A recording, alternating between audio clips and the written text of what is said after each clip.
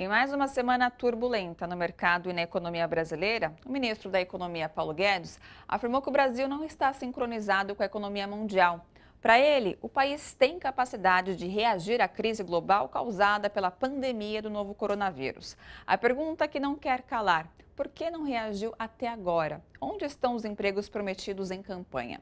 Diante desse cenário econômico incerto, imposto neste momento, que vivemos aqui no país, eu converso com o diretor técnico do Diese, Fausto Augusto Júnior, que vai nos ajudar a entender os desafios que vêm pela frente. Que desafio, né? Boa noite. Boa noite. Tudo bom, Boa Fausto? noite, muito grande, desafio grande, né? Estamos. Semana complicada. Foi bem turbulenta, né? E entre essa turbulência toda que vivemos durante esses 5 dias, foram propostas, anunciados, na verdade, os pacotes, né, de medidas econômicas, dentre elas o adiantamento do 13º salário, primeira parcela para os pensionistas e aposentados, agora em abril, que geralmente acontece em maio. Essas medidas são suficientes, Fausto? Não, suficientes elas não são. Elas são um começo. Eu acho que é importante você antecipar o 13º. Eles mexeram também, né? Eles adiaram em 120 dias o teste de vida, que também é algo importante. Você não vai colocar um conjunto de aposentados em fila dentro de uma agência bancária hoje. Isso não faz o menor sentido com relação ao coronavírus. E eles mexeram também em alíquotas de importação de produtos medicamentosos e equipamentos. Isso é importante. São medidas que precisam ser feitas. Agora, elas não são muito insuficientes. Nós temos que fazer um grande debate na sociedade. A principal aposta do Guedes é reforma.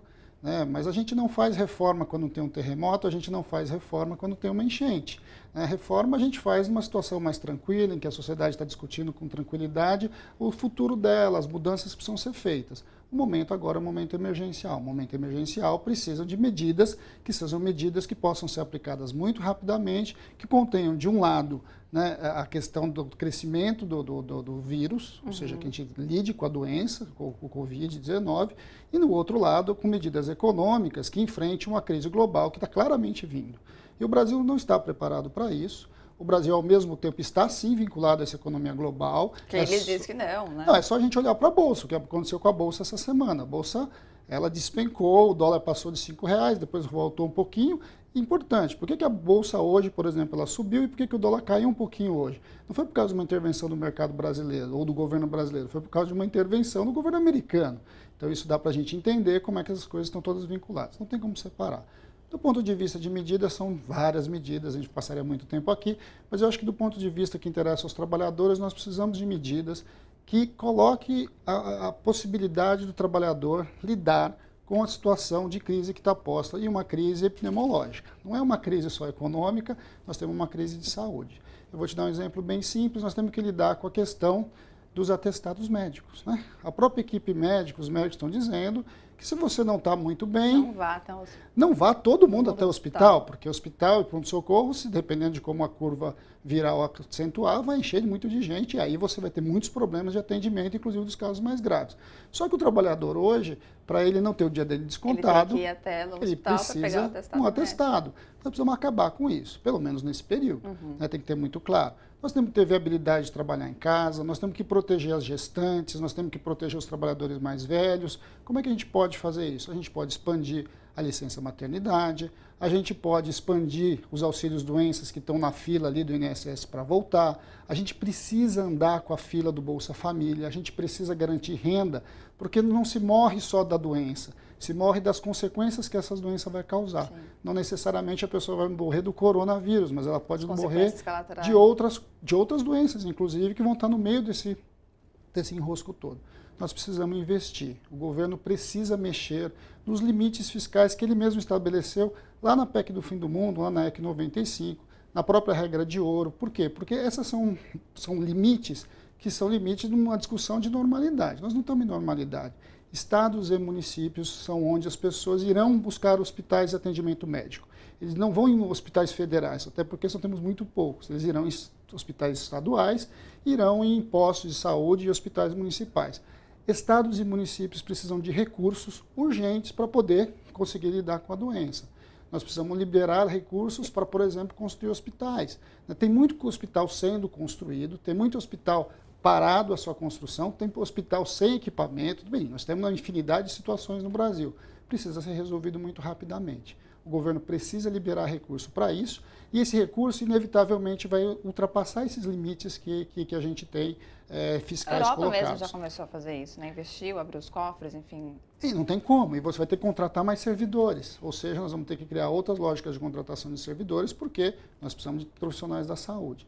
Nós precisamos proteger os profissionais da saúde, os profissionais da educação, os profissionais do transporte público, que estão ali o tempo todo em contato com o maior fluxo de gente e com a própria doença. Então, são medidas que precisam ser efetivadas e que não são tão difíceis de fazer, mas o Congresso Nacional precisa se debruçar sobre isso, de um lado, e o Estado a mesma coisa. Bom, a gente acompanhou, na verdade, tudo começou nessa semana com a questão da crise envolvendo o petróleo. E só nessa semana tivemos 4 circuit breaker, que não é algo normal, né? Em Primeira vez na história. Exatamente, algo inédito, né? O que a gente pode tirar disso? É algo para se criar um pânico? Quais impactos que isso gera na minha vida, na vida de quem está nos assistindo, nós brasileiros? Bem, a Bolsa interfere no investimento geral, especialmente das empresas, mas ela demonstra também um pouco de terror ali que está por trás desse medo todo que o mercado, que diz que é tão racional, nesses momentos de pânico, ele entra em parafuso e não consegue lidar com os próprios problemas que ele mesmo cria. A questão da Bolsa é uma questão objetiva. Nós estamos perdendo, as grandes empresas brasileiras, o seu valor de mercado está caindo muito, o que já era esperado, mas assusta muito uma mega desvalorização, uma máxima desvalorização que a gente está tendo do real. Então o dólar chegou a passar dos R$5, né? Depois recuou um pouquinho. É inevitável que isso vai ter impacto nos preços diretos. E ao mesmo tempo, o que está acontecendo é que as grandes empresas, as empresas em geral, os investidores, estão com muito receio. Né? Hoje está tudo muito tenso, né? É difícil de você tomar uma decisão de investimento. O que a gente vai assistir é certamente um investimento muito menor e a possibilidade de a gente crescer menos ainda. Junto com tudo isso vem uma recessão global, muito provavelmente. A curva do coronavírus está o núcleo hoje da doença está na Europa. Sim, e caminhando para os Estados Unidos, o que já interferiu na China. Então nós vamos ter que lidar com essa situação. Não será uma situação fácil, ela vai colocar para a gente mais um ano muito difícil economicamente, que normalmente significa menos renda, mais taxa de desemprego e mais trabalhadores com dificuldades. Por isso que o governo precisa intervir, precisa garantir renda mínima para um conjunto maior da população, precisa lidar com o informal. Uma questão, como é que você vai lidar com o trabalhador do Uber que não se sente muito bem, mas no dia ele tem que pagar a diária do carro dele, do aluguel do carro dele. Ele vai ficar em casa esperando. Ele precisa de ter um meio. Ele precisa de um meio de sobrevivência, precisa dar alguma garantia para ele. A gente precisa lidar com essa situação. A mesma coisa com a questão do turismo, como é que a gente lida com as empresas de turismo, com as empresas aéreas e outras empresas nesse sentido. E Fausto, antes da gente encerrar, a gente vê que as pessoas estão um pouco assustadas, né? Isso daí não é uma forma individual, acaba sendo no coletivo. Que perspectivas que a gente pode esperar daqui para frente? Bem, são coisas diferentes, né? A curva viral, a China está mostrando para a gente que ela tem ali provavelmente, outros especialistas que não de economia estão falando disso, provavelmente entre 5 e 6 meses, o que significa que nesse período a gente tem que conseguir lidar com a enfermidade, lidar com a doença, com a menor taxa de mortalidade possível. Então isso é a nossa emergência hoje acima de qualquer coisa. Bem, a partir disso, o que nós vamos ter que lidar é lidar com as consequências econômicas disso. E essas consequências não serão de curto prazo. A gente vai sentir mudanças importantes em vários assuntos, em várias questões, inclusive na própria distribuição da produção global. Tudo isso está colocado para a gente. Uma série de tarefas que nós tínhamos que ter cumprido globalmente, desde a crise de 2008, como, por exemplo, o controle de capitais, a forma de como você sobretaxa grandes fortunas, diminui a concentração de renda. Nós devíamos ter feito isso desde 2008, quando teve a crise internacional. Bem, são medidas que nós vamos ter que enfrentar novamente agora.